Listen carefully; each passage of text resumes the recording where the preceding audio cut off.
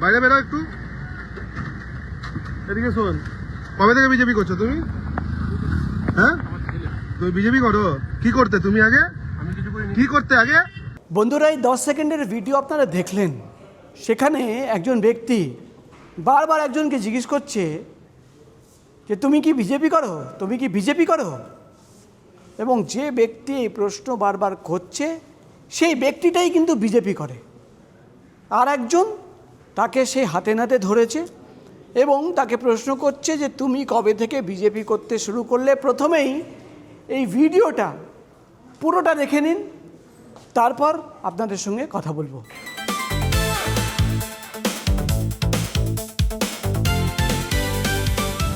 বাইরে বেরো, বাইরে বেরো, বাইরে বেরো একটু, এদিকে শোন। কবে থেকে বিজেপি করছো তুমি? হ্যাঁ, তুমি বিজেপি করো? কি করতে তুমি আগে? কি করতে আগে? তৃণমূল করেছে, মানুষকে চমকেছে ধমকেছে, এখন বিজেপি করে ঘুরে বেড়াচ্ছ? হ্যাঁ, কে আছে? কে কার গাড়িতে বসে আছে? এটা কার গাড়ি? কাকে নিয়ে ঘুরছো এখানে? বিজেপি করবে? তৃণমূল করে বিজেপি করবে? এখানে দালালি করছো। বেশি বেশি সিয়ানা, বেশি সিয়ানা। বিজেপি গাড়ি, বিজেপি উত্তর এলাকায় সিয়ানাগিরি করছে এখানে। তুমি কি করতে? কোন পার্টি? তোমার পরিচয় কি? তোমার পরিচয় কি? তো বিজেপির গাড়িতে ঘুরবে তুমি? এসছো দাওয়াবাজি শেখাচ্ছ এখানে, দিনের পর দিন মানুষের অত্যাচার করেছো। হ্যাঁ, বাইপাসে কি করেছো? আপনারা দেখলেন ভিডিওটা। সেখানে যে ব্যক্তি বারবার প্রশ্ন করছে, গাড়িতে যে বসে আছে তাকে চেস করছে, তার নাম হচ্ছে সুরজ কুমার সিং। তিনি হচ্ছেন এন্টালির বাসিন্দা, কিন্তু রাজনীতি করেন ওই কসবা এলাকায়। গতকালের এই ভিডিও, একদিনের আগের ভিডিও, এবং যেটা সুরজ কুমার সিংয়ের সঙ্গে কথা বলে তিনি যেটা দাবি করছেন যে হঠাৎ তিনি দেখেন যে একজন ব্যক্তি, তার নাম হচ্ছে বিকাশ রায়, সে গাড়িতে যাচ্ছে এবং গাড়ির সামনের ড্যাশবোর্ডে আপনি ভিডিওতেও দেখলেন যে কিভাবে বিজেপির গেরুয়া রঙের একটা সিম্বল সহ একটা পতাকা টাইপের রাখা রয়েছে, যাতে বাইরে থেকে কেউ যদি দেখে, পুলিশ দেখে বা সাধারণ মানুষ দেখে, সেটা বুঝতে পারবে যে সে ব্যক্তিটাও কিন্তু বিজেপি করে। অর্থাৎ এই বিকাশ রায় 66 নম্বর ওয়ার্ডের বাসিন্দা। সে কিন্তু প্রুভ করতে চাইছে যে সে কিন্তু বিজেপি কর্মী বা বিজেপি করে, এবং সেখানেই কিন্তু ব্যথা।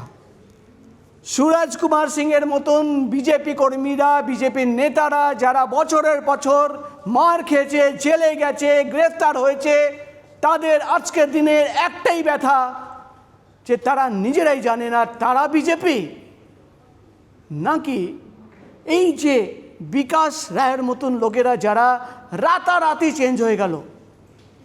4 ঘন্টার বিজেপি, বারবার শ্রমিক ভট্টাচার্য বলেছেন, তাদের গুরুত্ব আজকে বেশি নাকি যারা মার খেয়েছে, জেলে গেছে, যাদের গ্রেফতার করা হয়েছে, দিনের পর দিন জেলে ছিল, তাদের কি কোনো গুরুত্ব নেই? তাই আজকে আমাদের সেগমেন্টের নাম হচ্ছে, আপনারা দেখতে পাচ্ছেন, বিজেপি না তৃণমূল। ধোঁয়াশায় রয়েছে বিজেপি কর্মীরাই উত্তর খুঁজছি আমরা। প্রকাশ বলছি, সেগমেন্ট দেখতে পাচ্ছেন। ধোঁয়াশায় কিন্তু আমরা নয়, সাধারণ মানুষ নয়। আমাদের ধোঁয়াশা তো স্বাভাবিক, সাধারণ মানুষের ধোঁয়াশা স্বাভাবিক। ধোঁয়াশায় রয়েছে খোদ বিজেপি কর্মীরাই। এবং এখানে দুটো ছবি দেখতে পাচ্ছেন। একটা ছবি হচ্ছে, এই লোকটির নাম হচ্ছে সুরজ কুমার সিং, যাকে ইতিমধ্যে আপনারা ভিডিওতে দেখলেন। এবং আরেকটি গল্প শোনাবো। এই ব্যক্তি অজিত দ্বিবেদী, তার একটা আরও ভালো গল্প রয়েছে। বন্ধুরা, পুরো ভিডিওটা দেখবেন, খুব মজা পাবেন যে কিভাবে বিজেপি তৃণমূল একাকার হয়ে গেছে এবং ধোঁয়াশায় রয়েছে বিজেপি কর্মীরা। বন্ধুরা, আপনারা দেখছেন দ্য বং ভয়েস। আমি প্রকাশ সিনহা, সেগমেন্টের নাম প্রকাশ বলছি। প্রথমে একটা গল্প শোনাই।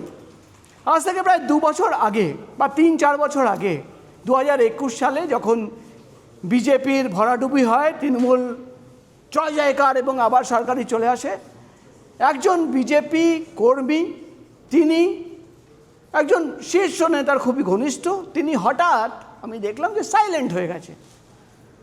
আমরা প্রশ্ন করি, মানে আমি কথা হচ্ছিল, আমি জিজ্ঞেস করলাম কি হঠাৎ তোমরা সাইলেন্ট হয়ে গেলে কেন?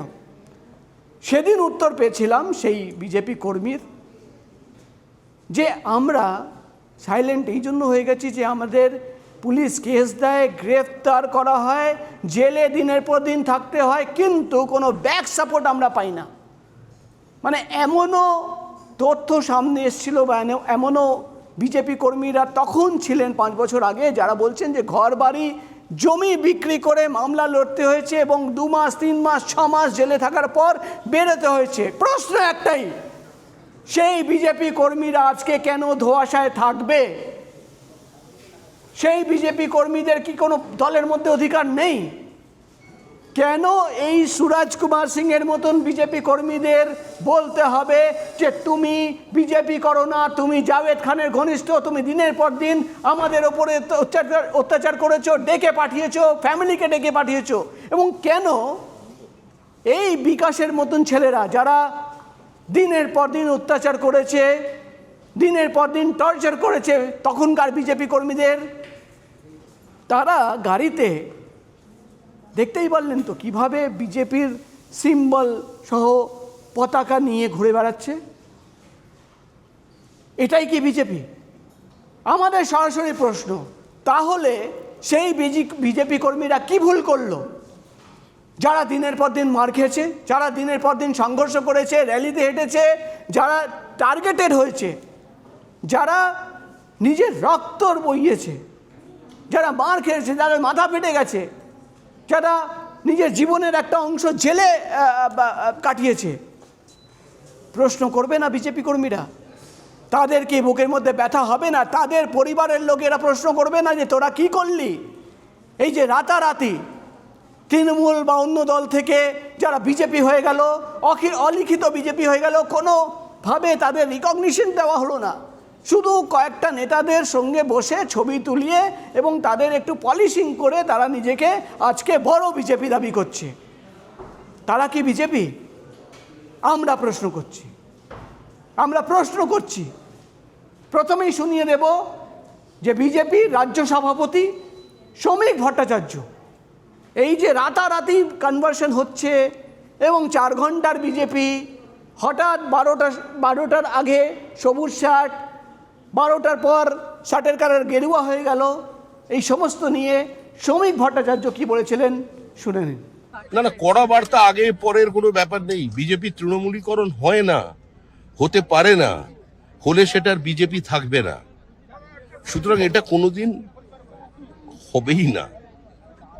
কেউ কেউ নিজেদের স্বঘোষিত কাউন্সিলর করে ফেলেছেন এলাকায়। আপনারা শুনলেন শ্রমিক ভট্টাচার্য কি বলছেন। তিনি পরিষ্কারভাবে বলছেন যে এইভাবে দলে কাউকে নেওয়া হবে না। রাজ্য সভাপতি নিজেই বলছেন দলে কাউকে নেওয়া হবে না। তাহলে কিভাবে এই বিকাশের মতন ছেলেরা গাড়িতে বিজেপির পতাকা নিয়ে, বিজেপির সিম্বল নিয়ে ঘুরে বেড়াচ্ছে? এবং কেনই বা ঘুরে বেড়াচ্ছে? যারা গতকাল পর্যন্ত জাভেদ খান বা সেই ধরনের তৃণমূলের নেতাদের রাইট হ্যান্ড লেফট হ্যান্ড থাকতো, তারা আজকে নিজেকে বিজেপি দাবি করছে। এবং এটা কি বিজেপি মেনে নেবে? কেন সুরাজ সিংয়ের মতন বিজেপি কর্মীরা কেন এই যে ভিডিওতে আমরা দেখলাম বিদ্রোহ করবে না? কেন তারা রাস্তাঘাটে তাদের ধরবে না? সাধুবাদ জানাই আমি সুরাজ কুমার সিংকে, নিশ্চয়ই ধরবেন। যারা আপনাদের কেস দিয়েছে তাদের আজকে বিজেপি করতে দেবেন না, আমি বলছি। আর একটা ঘটনা দেখাচ্ছি, আপনারা দেখতে পাচ্ছেন আর একটা ছবি। এই হচ্ছে সেই বিকাশ রায়, যে ইলেকশনের আগে পর্যন্ত জাভেদ খানের রাইট হ্যান্ড বলা হতো। সে আজকে কিন্তু নিজেকে দাবি করে বিজেপি, অথচ যখন যাকে চেস করা হয় তিনি বলছেন না আমি বিজেপি করি না, কিন্তু গাড়িতে বিজেপির পতাকা। এই পরের ছবিটা দেখুন। এই লোকটি আর একটা নতুন, মানে এমন ম্যাজিক্যাল গল্প যে আপনারা বিশ্বাস করতে পারবেন না। এই লোকটির নাম হচ্ছে অজিত দ্বিবেদী। অজিত দ্বিবেদী, আর একবার শুনে নিন, এই লোকটির নাম হচ্ছে অজিত দ্বিবেদী, কসবার বাসিন্দা। এবার একটা ছবি দেখাই দাদা, ও হয় না জাদু মন্ত্র গিলি গিলি ছু, একদম এইভাবেই কিন্তু দেখুন আমি দেখাবো ছবি। এই লোকটি দেখতে পাচ্ছেন? এই দেখুন, আমি আপনাকে একটু গোল করে দেখাই, ভালো করে দেখাই। এই যে লোকটিকে দেখতে পাচ্ছেন, এই লোকটির নাম বারবার আপনারা শুনেছেন, এই লোকটির ছবি বারবার আপনারা দেখেছেন।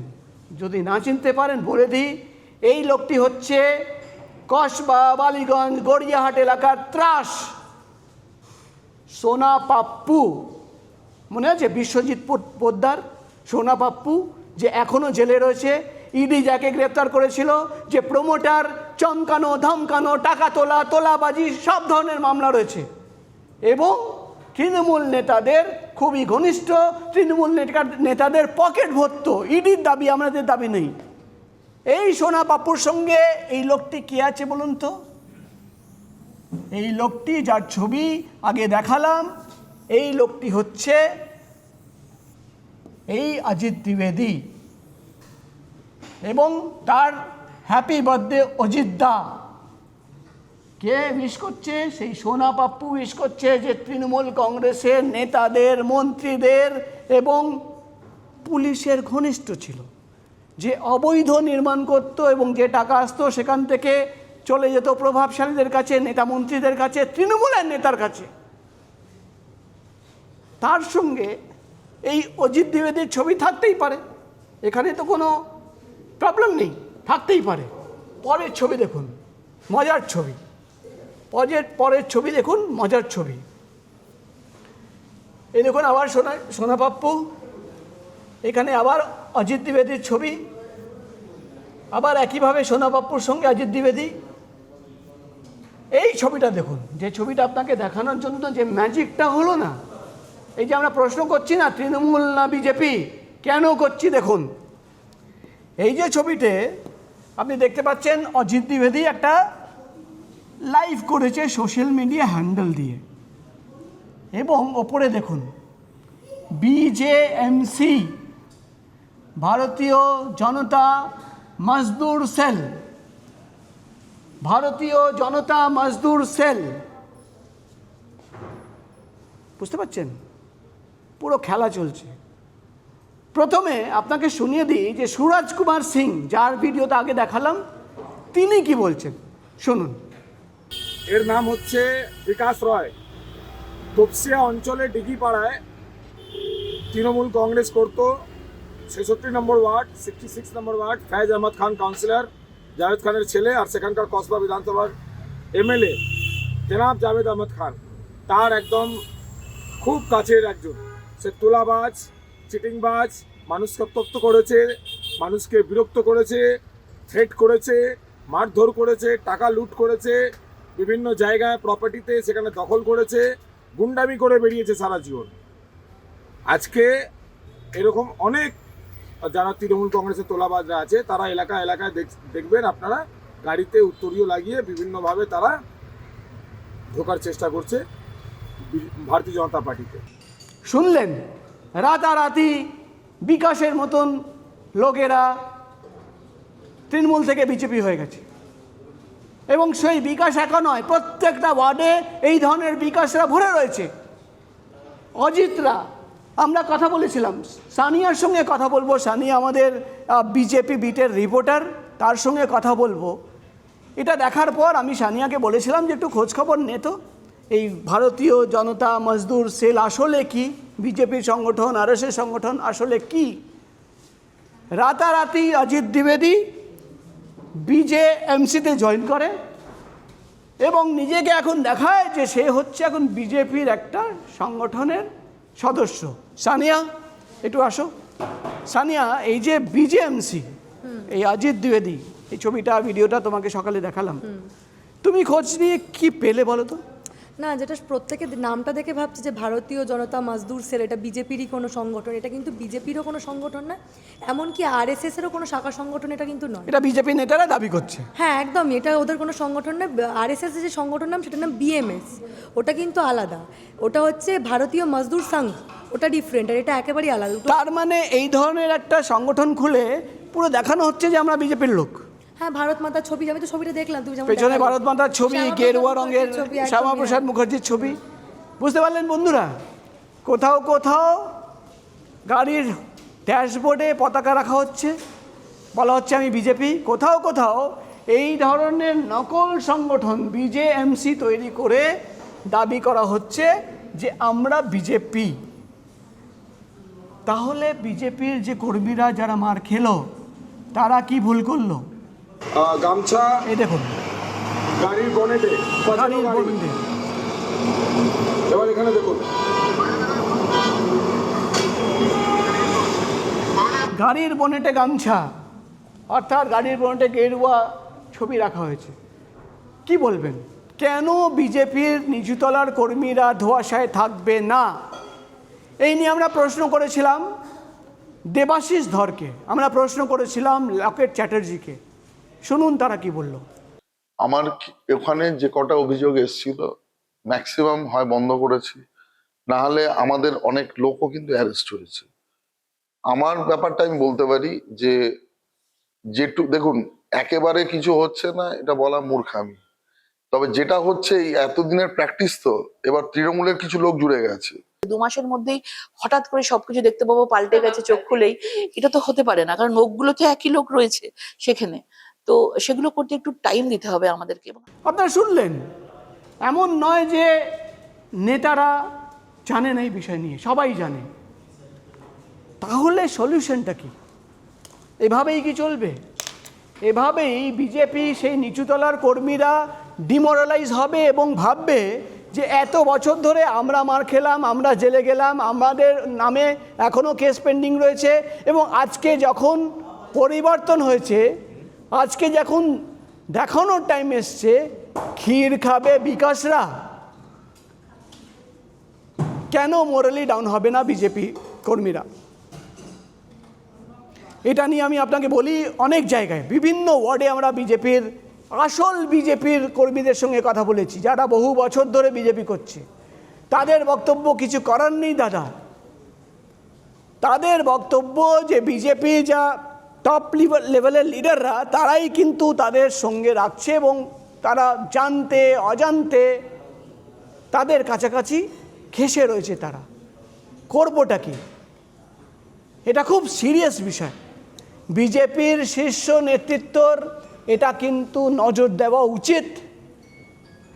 আমরা আজকে এই খবর করার আগে যে রিসার্চ করলাম, সেখানে কিন্তু পরিষ্কারভাবে বোঝা যাচ্ছে যে বিজেপির নিচুতলার কর্মীরা তারা কিন্তু রীতিমতো ডিমোরালাইজ, তারা ধোঁয়াশায় রয়েছে, তারা বুঝতেই পারছে না যে কি হচ্ছে।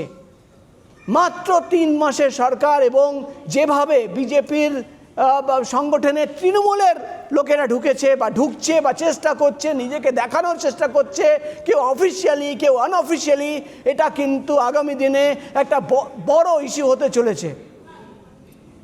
তাই এই প্রবলেম হচ্ছে বিজেপির প্রবলেম, ইন্টারনাল প্রবলেম। এখানে আমাদের বলার কিছু নেই। কিন্তু অ্যাজ এ জার্নালিস্ট আমাদের বক্তব্য একটাই, যে যাদের 3 মাস আগে পর্যন্ত দেখেছি যারা টর্চার করছে বিজেপি কর্মীদের উপরে, যারা পুলিশের সঙ্গে কনস্পিরেসি করে কেস দিচ্ছে, জেলে পুড়িয়ে দিচ্ছে, তারাই আজকে বিজেপি হবে, এটা দেখে কিন্তু কষ্ট হয় এবং এটা দেখে মনে হয় যে এটা হওয়া উচিত না। আশা করব বিজেপির শীর্ষ নেতৃত্ব এদিকে দেখবে, এবং আশা করব বিজেপির নিচুতলার কর্মীরা তারাও কিন্তু এই সুরাজের মতন প্রতিবাদ করবে, যেখানেই দেখবে সেখানে প্রতিবাদ করবে, করা উচিত। এই ধান্দাবাজদের প্রত্যেকটা জায়গায় গিয়ে ধরা উচিত। গতকাল পর্যন্ত 3 মাস আগে পর্যন্ত যারা অত্যাচার করেছে তারা আজকে বিজেপি হয়ে যাবে, এটা মেনে নেওয়া যায় না। এটা যে কোনো লোক, সাধারণ মানুষও মেনে নেবে না, সাধারণ মানুষও বিভ্রান্ত। 3 মাস আগে পর্যন্ত যাদের দেখেছে, যারা তৃণমূলের পতাকা নিয়ে হাঁটতো, যারা এসে বাড়িতে এসে হুমকি দিয়ে যেত, তারাই আজকে বিজেপির পতাকা নিয়ে ঘুরে বেড়াচ্ছে। এটা কি ভালো ইমেজ তৈরি হচ্ছে বিজেপির? এটা কি ভালো ইমেজ তৈরি হচ্ছে সরকারের, নতুন সরকারের? মুখ্যমন্ত্রীর দেখা উচিত, রাজ্য সভাপতির দেখা উচিত, প্রত্যেকটা ব্লকে ব্লকে মণ্ডল সংগঠনের দেখা উচিত। একদম বাইরের লোকেদের ঢুকতে দেবেন না, একদম দেবেন না। আশা করি বিজেপি শীর্ষ নেতৃত্ব, এমনকি তৃণমূলের যারা শীর্ষ নেতৃত্ব আছে, তারাও কিন্তু এই বিষয় নিয়ে দেখবেন যে তারা নিজেদের সংগঠনকে ধরে রাখুন। পলিটিক্স হবে, পলিটিক্যাল পার্টি, নিজের সংগঠন, কেউ হারবে কেউ জিতবে, কিন্তু জেতা হারার পর এইভাবে কনভার্সন, এটা কিন্তু কোনো সভ্য সমাজে হওয়া উচিত না। আজকের প্রতিবেদন কেমন লাগলো বলবেন আপনারা। আগামী দিনেও কিন্তু এই ধরনের ইস্যু নিয়ে যেটা আমাদের চোখের সামনে আসবে নিশ্চয়ই আসবো, কমেন্ট করে জানাবেন। সাধারণ মানুষ হিসেবে কমেন্ট করবেন যে এটা কি ঠিক, যে প্রশ্ন আমরা তুললাম সেই প্রশ্ন কি আপনাদের না? আমি জানি আপনাদেরও প্রশ্ন, আপনারাও বিভ্রান্ত রয়েছেন, ধোঁয়াশায় রয়েছেন। কমেন্ট করবে এবং জানাবেন, শেয়ার করবেন, লাইক করবেন এবং এই ভিডিওটি শেয়ার করে প্রত্যেকের কাছে পৌঁছে দেবেন। আপনারা দেখছিলেন দ্য বং ভয়েস। আমি ছিলাম প্রকাশ সিনহা, সেগমেন্টের নাম প্রকাশ বলছি। নমস্কার।